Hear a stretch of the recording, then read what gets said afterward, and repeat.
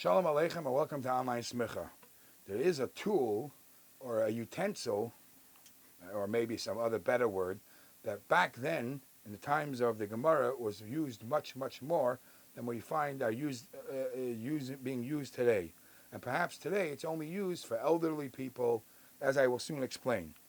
The Gemara in Maseches Sanhedrin says that the Dayanim, the judges that were set to settle cases, financial cases or whatever, institute laws, law and order, they had, besides just being the judges to settle the case, how did they make sure to enforce the ruling? So they would have, hanging on back of them, they would have straps and whips and wood, just to scare the people that coming in to know, listen, we mean business. And that's what it's actually brought right in the beginning, the Hilchos Dayanis, it's brought discussion, why is the Shulchan Aruch not say this? So we see the concept of a stick, a whip, and we see this already used earlier. The fact that people walk around with sticks, in the earlier times, in the times of the Chumash, we see that Mata Aaron had a stick, Moshe Rabbeinu had a stick, and throughout the Gemara, it's always stories of mice with sticks. They used to carry a stick as an honorable thing, and you didn't have to be an old person to hold a stick, like today people who can't walk hold a stick. It used to be a sign of honor when you reached a certain plateau, you reach a certain level. Oh, you have a stick. Some rabbanim, some dayanim, when they as early as young as they were appointed to become a leader of a community, the sign was they started wearing a stick. So I'll tell you a couple of stories. The Gemara speaks about this. There is a Gemara in Maseches Sanhedrin, and the Gemara says that one time, Maseches Sanhedrin daf Chafei Amud Aleph. One time, there were two people came in front of Rava, and one person was claiming to be a malva. I gave Reuven says I gave Shimon a loan, and Shimon doesn't want to pay me. And what's the reason Shimon doesn't want to pay me? Because Shimon please, Rabbanim, Dayanim, help me out. Get my money back. So Rava says to the Leiva, Rava says to Shimon, pay up. The guy has proven that you owe money. So the Leiva, so Shimon responds, I paid already. You paid already? How do I know? I would trust you, says Rava, I would trust you that you paid the loan if you're willing to make a shvuah, a promise, in Hashem's name, the way they used to make it, that you paid the loan, then you'll be off the hook. If not, you're going to be responsible to pay. All right. So they made up a court date that the man is going to come and then he'll do his shvuah. He'll say his shvuah, he'll be off the hook. Sure enough, he comes in with a stick.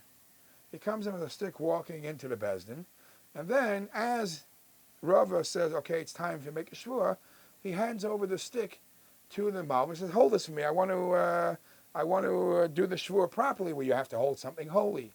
That guy was a scammer, says the Gemara. What did he do?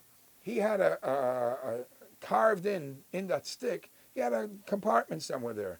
And he put all that money, that the $1,000 that he claims he owed him, he put it in there, and he had it closed up in the stick. So when he gave Reuven the stick to hold, he had no problem swearing, I paid him, because Reuven was holding his stick. So Shimon gets up there and is so happy, he's ready to make the shvuah that he paid. Reuven hears the shvuah, and he says he knows he didn't get paid. So he got so angry, he started banging with the stick. When he banged with the stick, it broke and all the money came out. That's one story where we find the Gemara about the stick.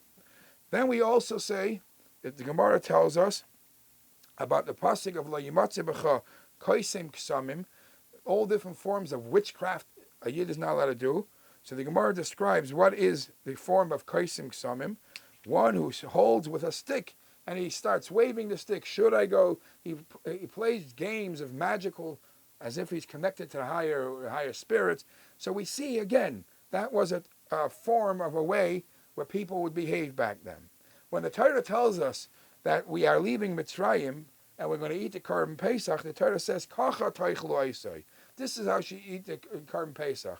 And the Torah says, you have a belt on, Umakelchem beyetchem, and hold the stick, your usual stick that you use, have it nearby. In other words, that was a common utensil that people used.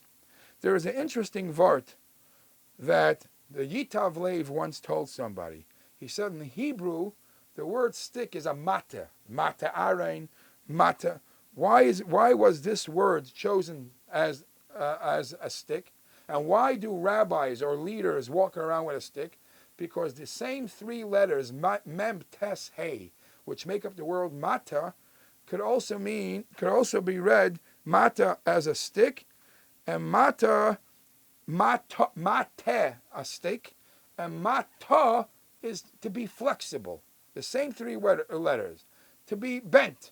Mata means to be bent. Mate means a stick. In other words, the lesson for every leader, everybody who becomes a leader over people, and then he feels that his dress code is to hold a stick, he has this thing in mind. He says, I have to be flexible for things that are increasing in Yiddishkeit, for things that are bring betterment for the community, betterment for the people. Then I have to be firm as a mate, firm as a stick. When it comes, however, to personal needs, to grow in my personal needs and to try to gobble up and make everybody follow what for my arrogance, for that it's mata. I have to lower myself, bend myself, and that is the best way a person could be as a leader.